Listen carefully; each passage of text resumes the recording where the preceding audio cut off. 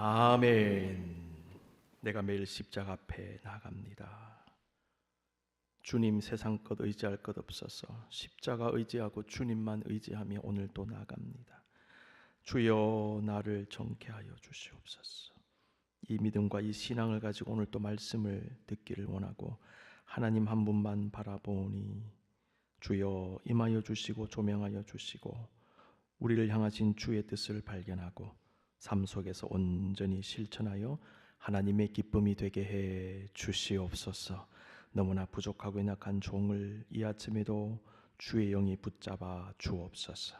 다 맡게 드리며 감사하고 예수님의 이름으로 기도드립니다. 아멘. 우리가 영적 장막틀을 넓힐 수 있는 이유, 우리를 용서하시고 새롭게 하시는 하나님의 자비와 긍휼이 있기 때문이라는 말씀을 나누었습니다. 모든 것이 하나님의 긍휼 위에, 하나님의 자비 위에, 하나님의 사랑 위에 서 있습니다. 사랑하시고 용서하시는 하나님의 자비와 긍휼은 죄악으로 망해버린 이스라엘이 다시 회복할 수 있는 이유가 되었습니다. 하나님께서 용서하시고 회복하신다는 것은 다른 말로 기회를 다시 주신다는 것이지요. 다시 기회를 부여받는다는 것은 새롭게 일어서야 한다는 것, 더 나아가 하나님의 바람을 따라 더 좋은 모습을 가져야 한다는 것을 의미합니다. 여러분, 장막틀을 넓히는 것은 근본적 회개와 변화에서 시작을 합니다. 회복될 이스라엘 향한 하나님의 바람은 그들의 근본적인 회개, 내적 변화, 그리고 외적 변화였습니다. 하나님은 이사야를 통하여 계속해서 그들의 회개를 촉구하셨습니다. 이사야 1장 15에서 17절, 너희가 손을 펼 때에 내가 내 눈을 너희에게서 가리고 너희가 많이 기도할지라도 내가 듣지 아니하리니. 여러분, 아무리 기도해도 응답이 안 되는 이유는요, 죄악 때문에 그런 것입니다. 죄악을 저지르면서 회개하지 않으면서 아무리 기도한다, 내가 듣지 않겠다라는 것입니다. 너 회개부터 해라는 것입니다. 이는 너희의 손에 피가 가득함이라.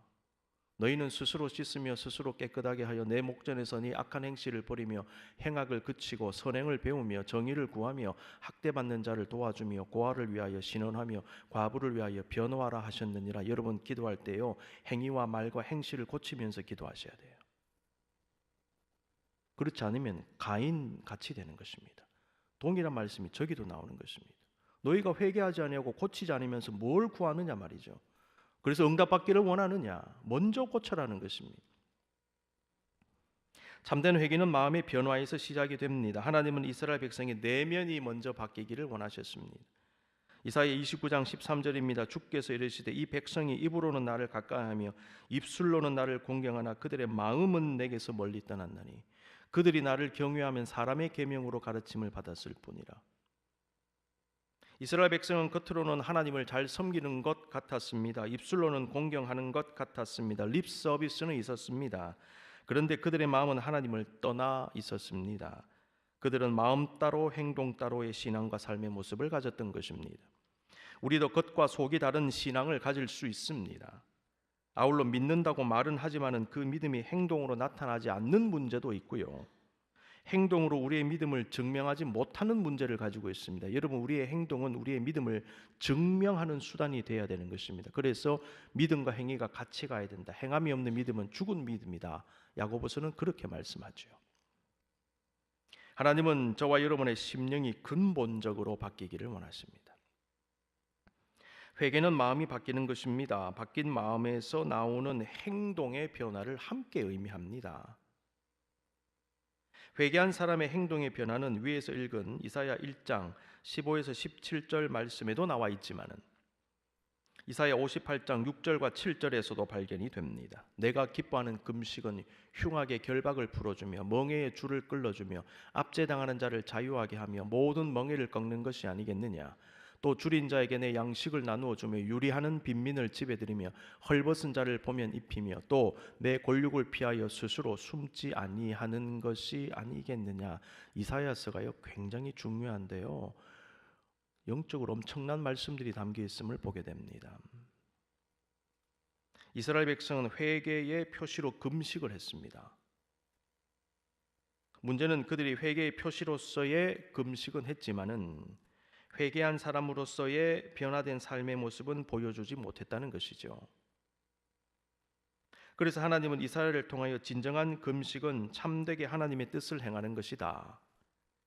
하나님께서 사랑하시고 관심 가지시며 돕기를 원하는 사람들을 돕고 치유하고 해방시키는 것이 금식의 본질이다 말씀하십니다. 금식의 핵심은 하나님의 뜻에 맞는 믿음과 영성과 삶의 모습을 가지기 위하여 자신의 죄악된 본성과 욕심과 정욕을 죽이는 것입니다. 굶는 것 자체에 목적이 있는 것이 아닙니다. 하나님이 원하시는 모습을 갖기 위하여 육신을 죽이는 차원에서 금식하는 겁니다. 이 금식의 목적을 알아야 되는 것이죠. 하나님의 뜻을 행하고 선을 베푸는 것은 자신의 죄악과 욕망을 철저히 죽인 사람의 행동이다. 죽이면서 선행이 나오고 죽이면서 사랑이 나오고, 그러니까 죽인다, 육을 죽인다, 금식한다. 이 목적은 여기 있는 거죠. 자, 이런 의미에서 하나님은 가식적이며 껍데기만 있는 금식하지 말고 금식의 본질대로 행동하라고 말씀하신 것입니다. 회개한 사람으로서의 모습, 참된 성도로서의 모습을 가질 것을 목적으로 금식하라. 핵심은 마음의 근본적 변화에서 나오는 말과 행동과 삶의 변화입니다. 영적 장막터는 여기에서 시작이 되는 것입니다. 이걸 안 하고 장막터를 넓힌다? 불가능합니다.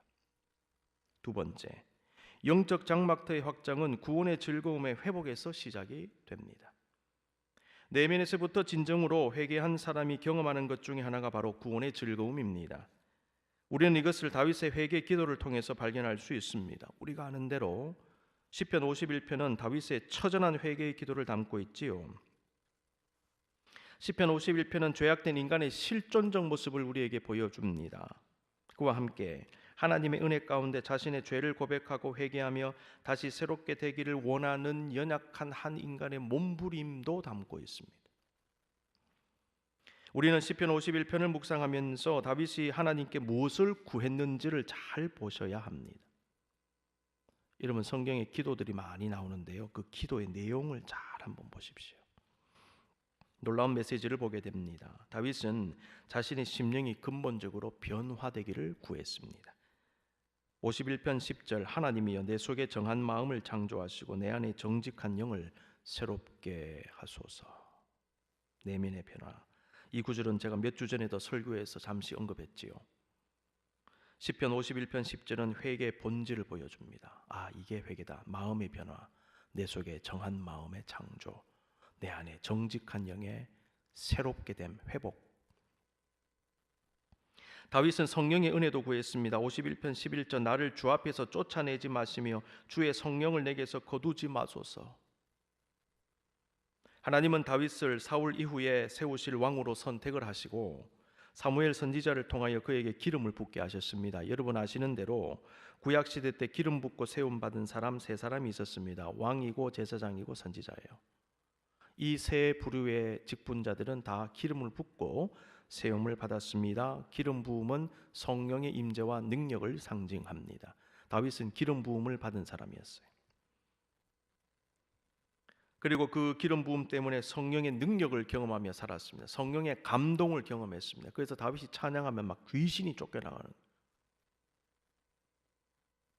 다윗은 자신과 함께 하시는 성령의 역사가 어떤 것인지를 누구보다 알고 있었습니다. 잘 알고 있었습니다. 여러분, 성령 받은 사람은요, 성령을 느낍니다. 체험합니다. 자기가 체험적으로 알아요. 그래서 다윗은 그 성령을 거두지 말라고 기도한 것입니다. 제발 좀 거두지 마십시오.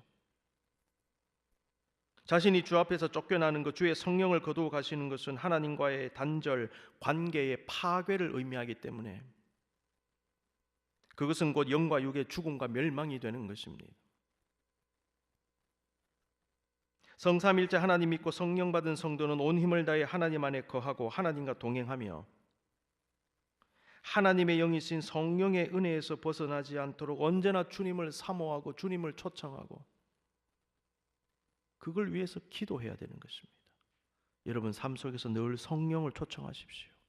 여러분의 일터에서, 여러분의 가정에서 성령이여 오늘 또 내 안에 오시옵소서. 성령님이여 주님을 초청합니다. 이 자리에 임하옵소서.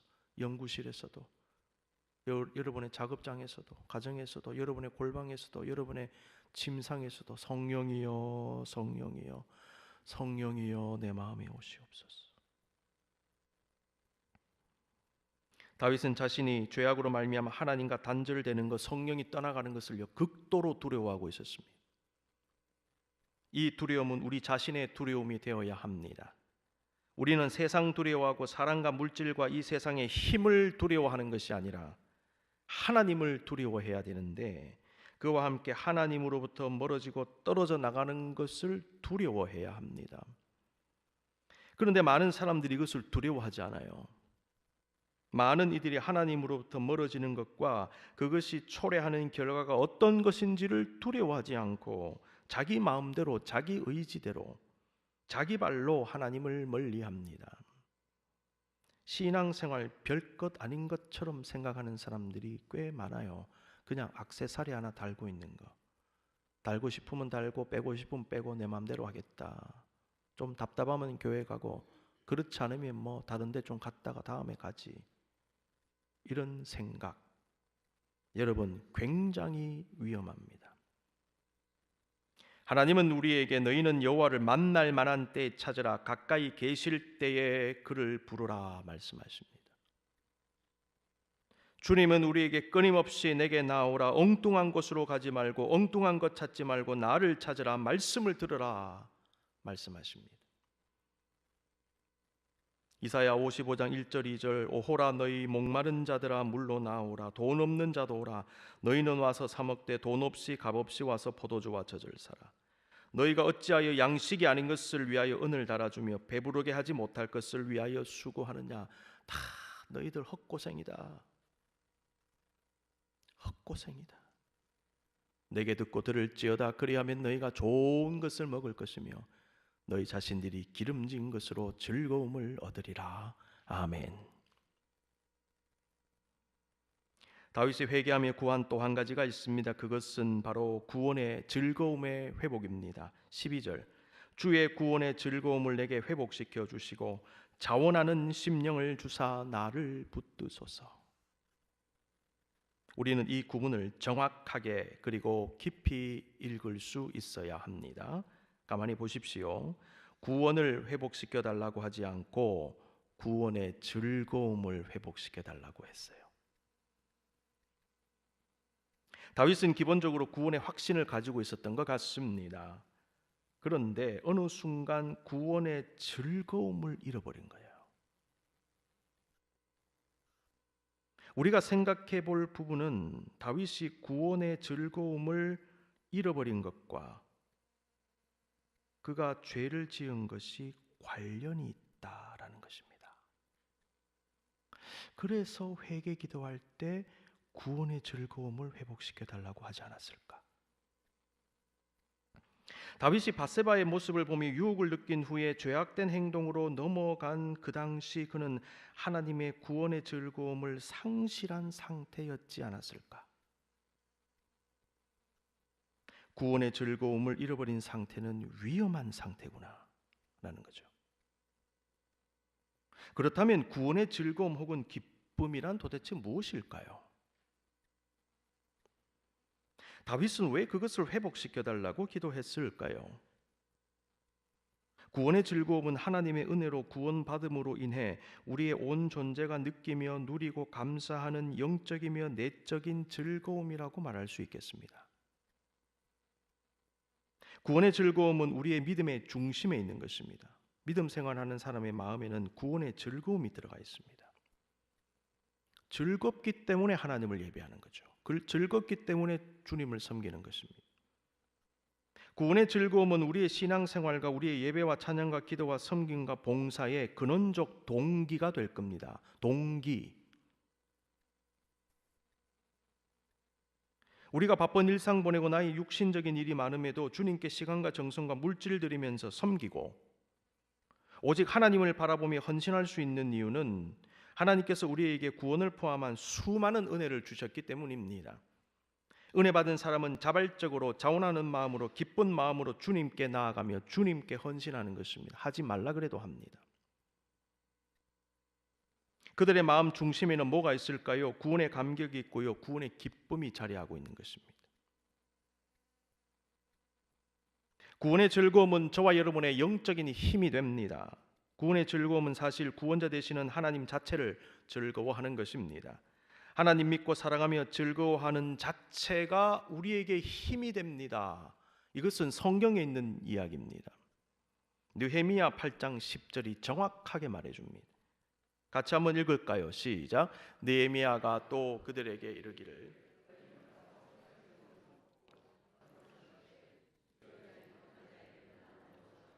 이날은 우리 주의 성일이니 근심하지 말라. 여호와로 인하여 기뻐하는 것이 너희의 힘이니라. 아멘. 정확하게 나와 있죠. 느헤미야는 바사제국 궁정 관리로 일하다가 이스라엘 백성이 70년간의 바벨론 포로 생활을 끝내고 돌아왔을 때 유다 총독으로 기환하여 백성들을 지휘하면서 성벽 재건하고 이스라엘 백성 공동체의 영적 재건과 회복을 추구한 지도자였습니다.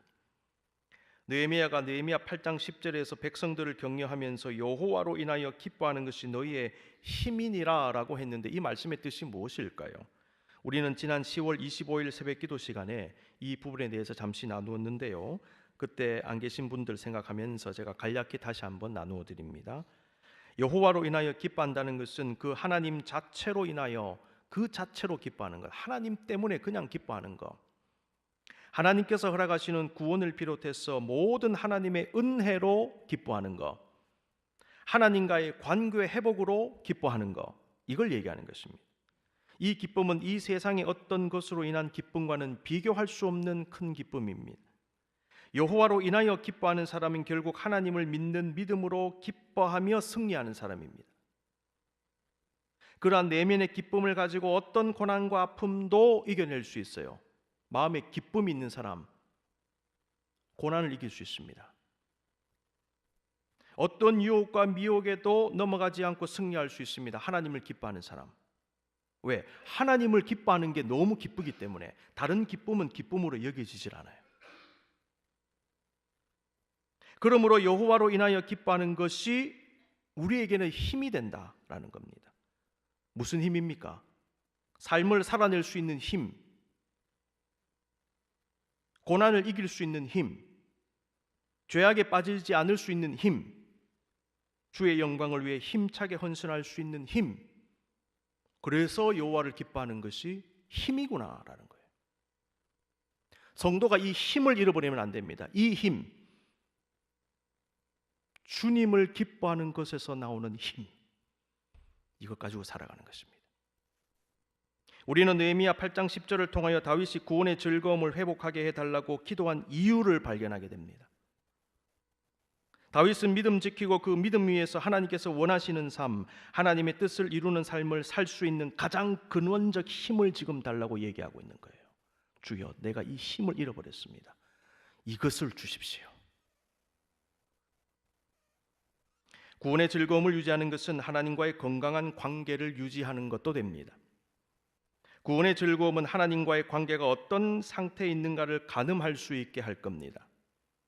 구원의 즐거움은 우리의 신앙의 상태, 영적 상태, 영성의 상태를 파악하게 합니다. 내 안에 신앙으로 인한 기쁨이 있는가? 하나님과의 관계에 있어서 기쁨이 있는가? 구원의 기쁨이 내 안에 있는가? 이걸 내가 감격해 하고 있는가? 저와 여러분의 영성의 척도가 될 겁니다.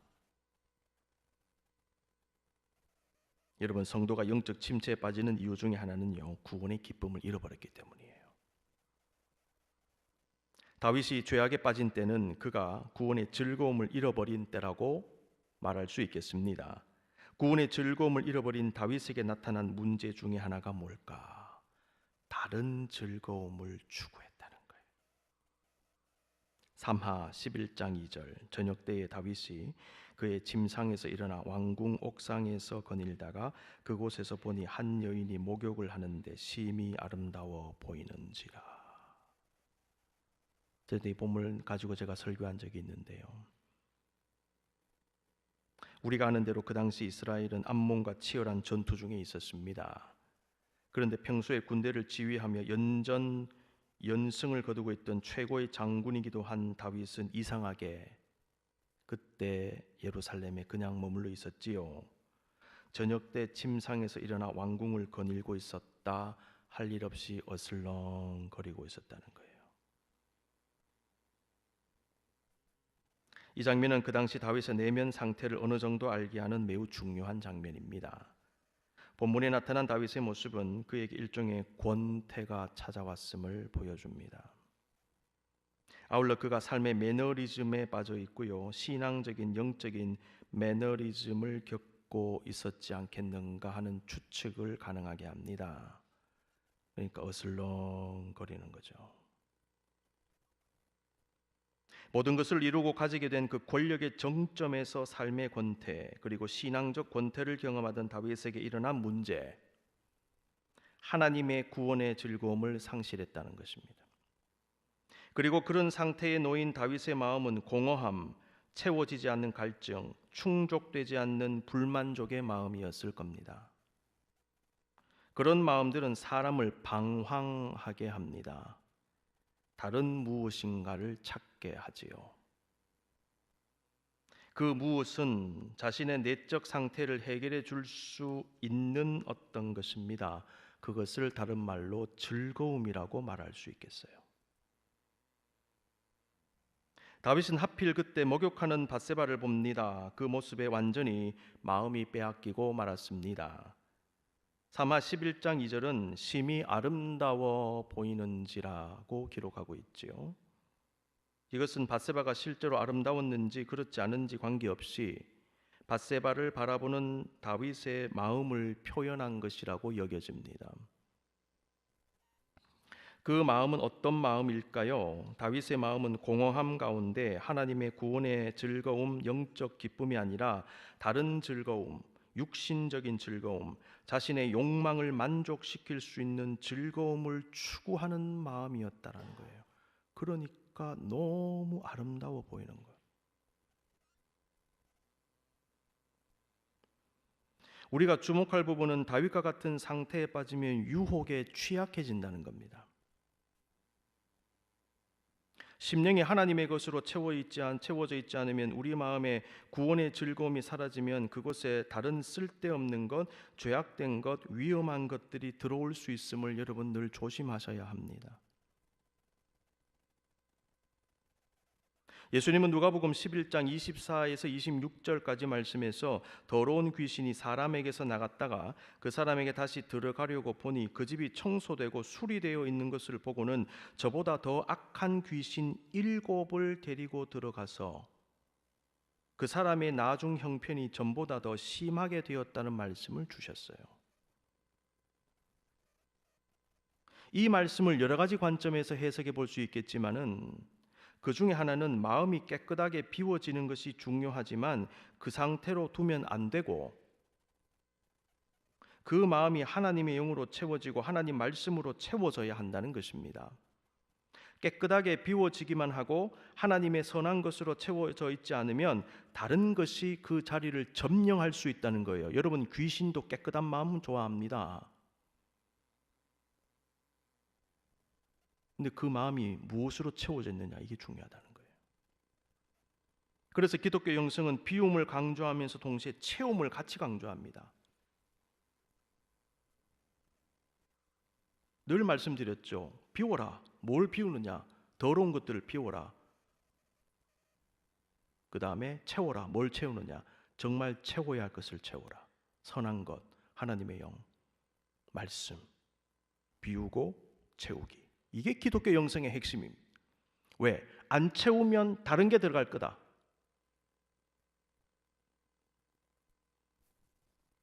성경에도 자기를 부인하고 비워야 된다는 말씀도 있지만 성령 충만을 구하라는 말씀도 있잖아요. 같이 가야 된다는 거죠. 우리가 하나님의 구원의 즐거움을 잃어버리면 다른 즐거움, 우리가 찾아서는 안 되는 즐거움, 죄와 연결되는 즐거움을 찾을 수 있음을 조심해야 됩니다. 우리는 즐거움이 필요하거든요. 근데 하나님의 즐거움으로 즐거워하지 않는 사람은요, 다른 즐거움을 추구할 수밖에 없어요. 그러니까 죄 짓는 거예요.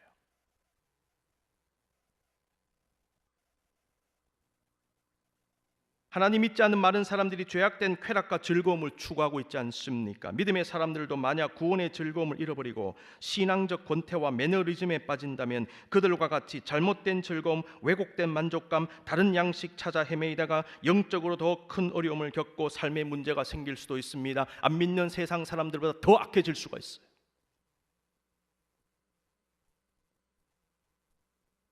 구원의 즐거움을 잃어버리면 신앙생활이 부담으로 다가올 수도 있습니다. 하나님 즐거워하지 않으면 하나님을 섬기는 일, 하나님의 사역이 힘들게 느껴질 수 있습니다. 우리는 내가 좋아하는 사람의 일은 힘든지 모르고 하지 않습니까? 즐겁게 합니다. 그러나 내 마음에 자원하는 마음이 없으면 아무리 작은 일이라도 힘들게 느껴지는 거예요. 우리가 기억할 것은 구원의 감격과 즐거움을 잃어버린 그 상태는 나에게 굉장히 해로운 상태가 될 것이다 라는 것입니다. 신앙생활이 짐처럼 느껴지는 그 상태는요, 영적으로는 굉장히 위험한 상태입니다. 그 상태에서는 하나님을 멀리하고 싶은 마음, 주님의 말씀과 예배 등등 나의 영혼을 지켜주는 것들을 떠나고 싶은 마음을 가질 수가 있어요. 왜냐? 부담되기 때문에. 근데 왜 부담되냐? 내 마음에 구원의 즐거움이 없기 때문이에요.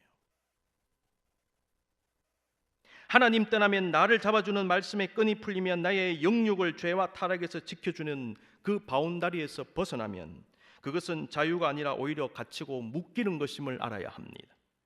그것은 사납고 위험한 짐승들이 들끓는 험악한 광야에 들어가 홀로 멍하니 서 있게 되는 것과 같아요. 그 상태에서는요, 어떤 이리가 어떤 늑대가 달려들지 모릅니다. 신앙의 테두리를 벗어나면 해방감 느끼고 숨통이 트이고 무엇인가 살맛이 날 것 같지만 그것은 순간일 뿐 이내 닥치는 엄청난 영적인 압박감과 두려움과 불안을 견디기 어려울 것입니다. 다윗이 지금 기도하면서요, 미칠 지경인 거예요. 지금 못 견디는 것입니다. 여러분, 한번 나가봤더니 말이죠, 죽음의 심정으로 지금 기도하고 있는 거예요. 시편 51편. 우리는 하나님을 떠나서는 결코 살 수 없는 존재이기 때문입니다. 아버지의 재산을 가지고 집을 떠나버린 탕자가 어떤 지경에 빠졌는지 우리는 늘 기억해야 합니다. 살 길이 무엇입니까? 아버지 집으로 돌아가는 것. 다윗은 돌아가고 있었던 것입니다. 중요한 것은 다른 즐거움을 쫓아 주님 떠나지 않는 것, 주의 구원의 즐거움을 회복하는 것입니다. 우리는 다윗이 왜 회개 기도를 할 때 주의 구원의 즐거움을 이렇게 회복하게 해달라고 기도했는지 그 이유를 이제 이해하게 됩니다. 다윗은 자신의 근본적인 문제를 발견했던 것입니다.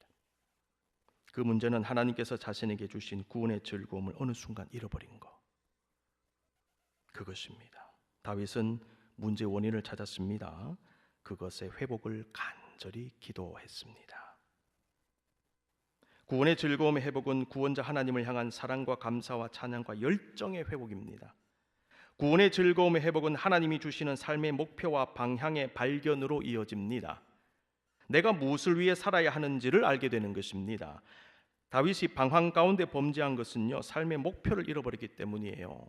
목표를 잃어버리니까 뭘 해야 될지 모르는 거예요. 지금 그게 어슬렁거리는 거죠. 위험한 상태입니다. 여러분, 은퇴하셨더라도 주님께 늘 기도하셔야 될 기도 제목 중에 하나가 남은 생애 동안에 저의 비전을 달라고 기도하셔야 돼요. 그렇지 않으면요, 굉장히 힘들어질 수 있습니다. 우리는 죽는 순간까지 그 비전과 목적을 바라보며 사는 사람들. 연세에 관계없습니다. 아이는 아이의 비전이 있고 노년엔 노년의 비전이 있어요. 여러분, 이거 놓치시면 안 돼요. 하나님의 구원의 즐거움을 회복하면 비전을 발견한다. 목표를 발견한다. 그리고 그 목표와 비전은 나의 삶의 원동력이 될 것이다. 이 원동력을 가지고 우리의 영적 장막틀을 비로소 넓히게 되는 것입니다. 눈을 감으십시다. 사랑하는 성도 여러분, 오늘 주신 주의 말씀을 곰곰이 묵상하십시다. 영적 장막틀을 넓히는 것은 근본적 회개와 변화에서부터 시작이 됩니다. 영적 장막틀을 넓히는 것은 구원의 즐거움을 회복하고 유지할 때 이루어질 수 있습니다. 우리 존재의 진정한 변화, 다윗이 그토록 간절히 기도했던 구원의 즐거움이 내 안에서 떠나지 않도록 간절히 기도하며 붙잡는 것, 바로 이것으로부터 우리의 영적 장막터는 확장되기 시작할 것입니다. 주여 그렇게 되게 해주십시오. 내 안에서부터 바뀌어지기를 원합니다. 나날이 새로워지기를 원합니다. 그리고 죽는 순간까지 구원의 즐거움을 잃어버리지 않게 하시옵소서. 성령을 거두지 마옵소서. 아버지여, 저를 붙잡아 주시옵소서. 잠잠히 기도하시겠습니다.